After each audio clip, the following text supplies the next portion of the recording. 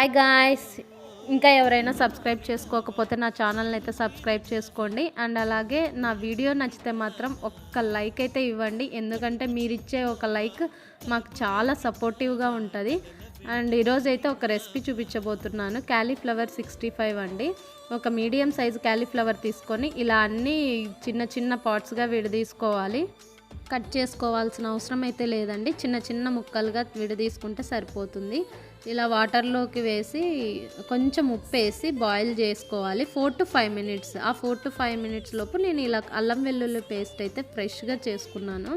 ఇలా బాయిల్ అయిన తర్వాత ఒక ప్లేట్లోకి తీసి పెట్టేసుకోవాలి. ఒక బౌల్ని తీసుకొని 2 స్పూన్స్ కార్న్ఫ్లవర్ అండ్ 2 స్పూన్స్ బియ్యం పిండి అయితే యాడ్ చేశాను. అండ్ నాతో ఇంట్లో కబాబ్ పౌడర్ అయితే ఉండిందండి, సో అందుకోసమే యాడ్ చేశాను. లేకపోతే మీరైతే స్కిప్ చేసేసుకోండి. కొంచెం శనగపిండి, అది స్మూత్నెస్ కోసం. అండ్ అల్లం వెల్లుల్లి పేస్ట్, ఉప్పు, కారం, పసుపు తగినంత వేసుకోవాలి. ధనియా పౌడర్ కూడా వేసుకోవాలి.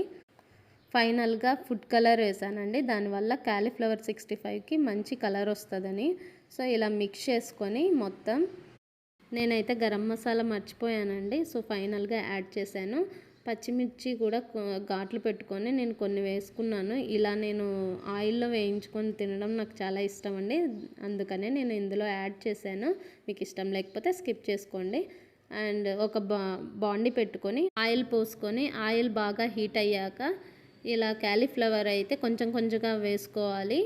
గ్యాస్ అయితే హై ఫ్లేమ్లో పెట్టాలి. సిమ్లో పెడితే మాత్రం మెత్తగా అవుతుంది, క్రిస్పీగా రాదు. సో హై ఫ్లేమ్లో పెట్టుకొని బాగా వేయించుకొని ఒక ప్లేట్లోకి తీసేసుకోవాలి. ఫైనల్గా క్యాలీఫ్లవర్ 65 రెడీ.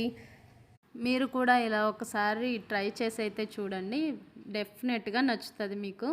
సో మా బాబాయ్ అయితే టేస్ట్ చేస్తున్నాడు, సూపర్ అని చెప్తున్నాడు. Thank you for watching.